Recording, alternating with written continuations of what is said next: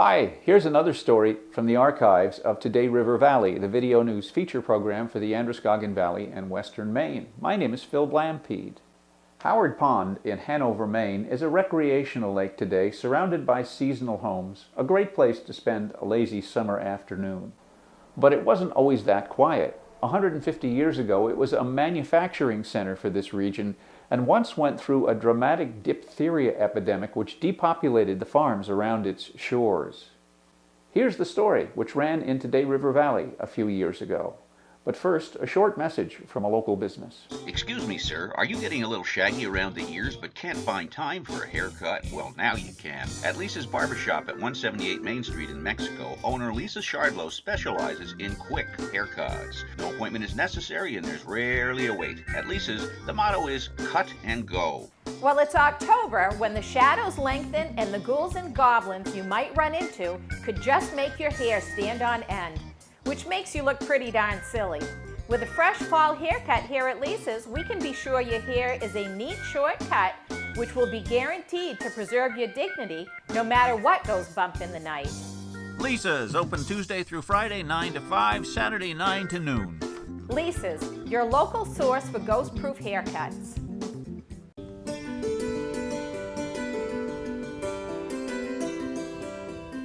Howard Pond is a relatively small body of water in Hanover, Maine, but it has a big history.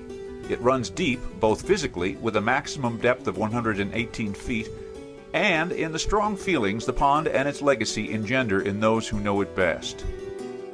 No, this is a special place. This is special. Oh, absolutely. Yes, definitely. Why would you say? Quiet. Yeah, peace, quiet, and beautiful sunrises and sunsets. And the loons are always an attraction, of course. The special quality of Howard Pond starts with its location, sitting in a glacially carved bowl on a hill. The pond is at an elevation of 1,084 feet above sea level, and a stream flows out of it downhill to the Androscoggin River over 400 feet lower. That downward slope gave rise to a series of water-driven mills which made everything from flour to lumber to leather. They took the water from this pond, controlled it, and those mills were all on water power. The first mill was built in 1796 by Phineas Howard Sr., after whom the pond is named, and the last mill remained open until 1951. During its heyday, the mill district along the Howard Pond outlet stream made Hanover the most economically active area in the region, something hard to recognize now in the thick woods which have overgrown the banks where the mills once stood. I can take you to one place where you can still see the sluiceway, and that was the Roberts garden. I think it was John Roberts, had a furniture factory, and that concrete work is still there. The fading memory of the prosperous mills may be part of what gives the pond a special identity, but too, the legacy of tragedy also adds to what Howard Pond is today. While the mills used the land below the pond, by the early 18th century, farmers began to settle the narrow areas of fertile land between the water's edge and the ledgy hills. But then, as the Civil War was raging, a persistent epidemic of diphtheria hit the small farming settlement, and it decimated the population. A tombstone in Hanover Cemetery gives testament to the effect on one family, while a letter from that time describes in a restrained New England fashion how the epidemic ravaged one Howard Pond household. Hanover, January 17, 1864. Brother Burr, a few lines to let you know how we are prospering in Hanover. The diphtheria is raging very bad in this neighborhood. 2 is already laid in the cold embrace of death, Clement and Seward Bean. Seward died last Monday after a sickness of a week. Clement died today. He was sick 3 days. They both suffered a great deal and was willing to die. Cynthia is very sick, is not expected to live but a short time. Peter, Mary, and Nathan are sick, but they are on the gaining hand. They are having a very hard time there. Willard Jewett and his wife have got the diphtheria. Willard cannot live but a few hours. Anne is getting better. Mother is sick with the same disease, and Emery too. I'm afraid Mother was taken last night. Has not set up any today. Her throat is very white. The survivors of the epidemic finally evacuated the shores of Howard Pond, and the land remained empty for decades. By the early 20th century, however, people rediscovered Howard Pond as a beautiful location for rustic vacation camps, the history of the epidemic notwithstanding. The growing number of camp and homeowners eventually came into conflict with the remaining mill owners. The mill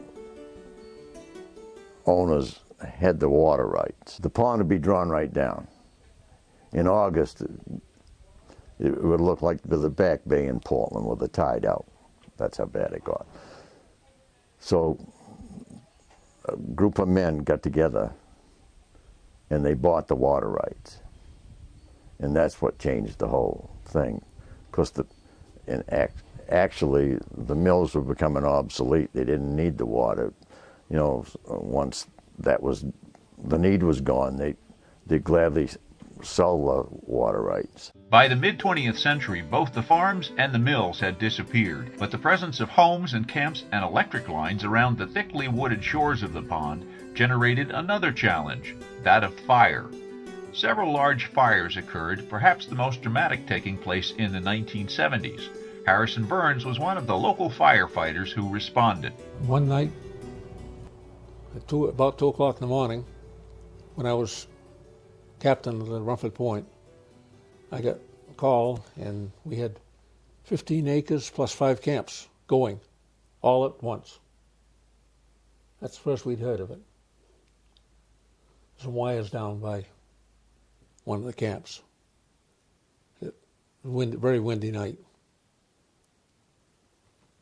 Well, I was released from it at 6:30 in the morning, so we got it because the wind come up both sides of the top of the mountain and put it out right up there, practically.